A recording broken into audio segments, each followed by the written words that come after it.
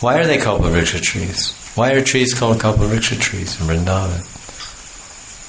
They say the trees in Vrindavan are Kalpavriksha trees. Why do we say that? Because devotees are... Because they're devotees. And devotees are Kalpavriksha trees. Vancha kalpa tarubhyascha kripa sindhubayevacha patitanam pavnebhyo vaishnavi. The devotee is a moving Kalpavriksha tree, and the trees in Vrindavan are stationary Kalpavriksha trees. If you want to get your wishes fulfilled in France, you have to come to Vrindavan. If you want to get your wishes fulfilled in Bombay, there's no Kalpavriksha trees in Bombay. Only here we have the Kalpavriksha trees. So, but there's the moving Kalpavriksha trees, the Vaishnavas, the pure devotees. So they go to Bombay, and they go to Delhi, and they go to Moscow. They go everywhere. Right?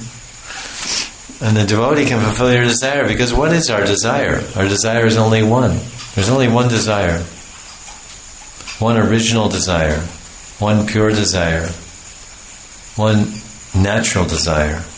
One transcendental desire. We as the Atma have one desire, to love Krishna.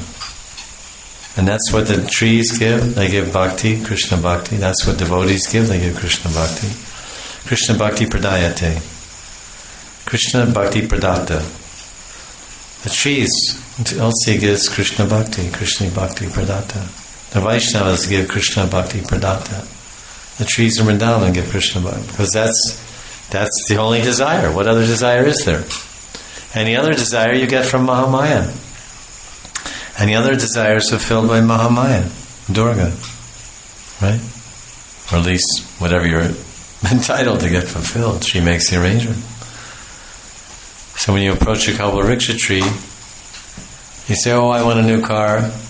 You don't get it. You get this desire. You get the real desire that maybe you don't even know about. So this is the trees of Vrindavan. Krishna is very clever. He's glorifying his brother.